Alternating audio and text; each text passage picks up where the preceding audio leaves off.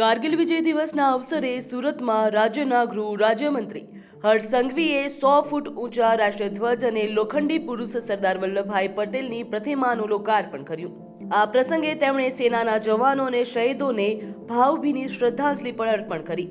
તેમણે દેશ સેવા અને રાષ્ટ્રપ્રેમનો સંદેશો આપ્યો હતો.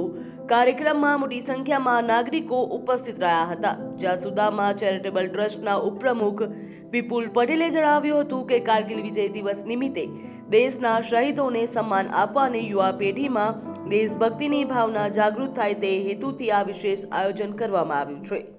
100 ફૂટનો તિરંગો અને સાથે સાથે આ દેશને એક રાખવાનું જેમને કામ કર્યું છે, આપણા સૌને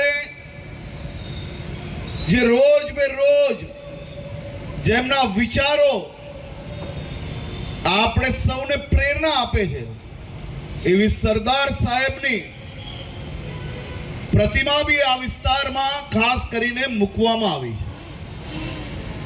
આ બેવ તિરંગો અને સરદાર સાહેબની પ્રતિમા આ વહેલી સવારે દીકરા દીકરી જ્યારે ઘરેથી શાળા તરફ જતા હશે અને તમામ લોકો જે આ વિસ્તારમાંથી પસાર થતા હશે, એ સૌ લોકો માટે દેશભક્તિનો અને કઈ રીતે દેશને એક રાખી શકાય તે માટેની પ્રેરણા જીવનભર અહીંયાથી મળતી રહેશે.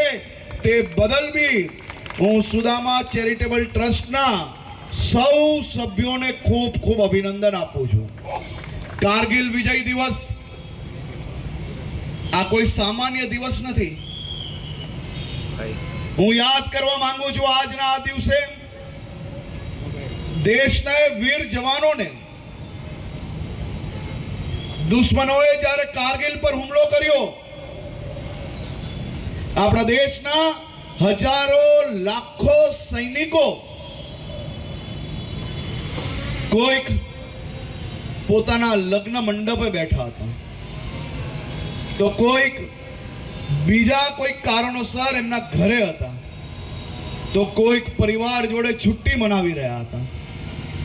આ બધા જ લોકો કોઈક લગ્ન મંડપથી સીધું દેશની સરહદની સુરક્ષા માટે નીકળી ગયું, તો કોઈક પોતાની બહેનને લગ્ન કરાવતા મૂકીને આ સરહદ પર પહોંચી ગયું. અનેક અનેક અનેક લોકોએ શહાદત આપીને આપણે સૌને સુરક્ષિત રાખ્યા છે. એવા વીર શહીદોને નમન કરું છું. અને સાથે સાથે કારગિલની વાત હોય ને વિક્રમ બત્રાજીને નમન કરવાનું ભૂલી ના શકાય. વિક્રમ બત્રાની એ વાત આજે આજની પેઢીને પ્રેરણા આપે છે. કોઈક એમના મિત્રને એમને એવું કહ્યું હતું, યા તો તિરંગા લહેરા કે આऊंगा या तो तिरंगा में लपट के आऊंगा. આ વાત વિક્રમ બત્રાએ એમના મિત્રને કારગિલ યુદ્ધ દરમિયાન કહ્યું હતું.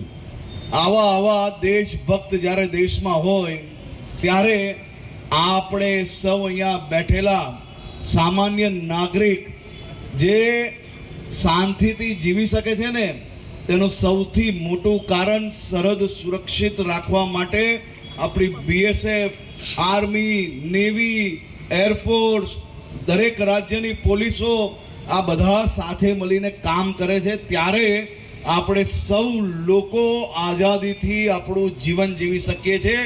એવી તમામ ફોર્સિસના જવાનોને હું બે હાથ જોડીને વંદન કરીને મારા સુરત શહેરના સૌ નાગરિકો વતી ખૂબ ખૂબ આભાર માનું છું. અને સુદામા ચેરિટેબલ ટ્રસ્ટના મારા સૌ સાથીઓનો શહેરીજનો વતી ખૂબ ખૂબ આભાર.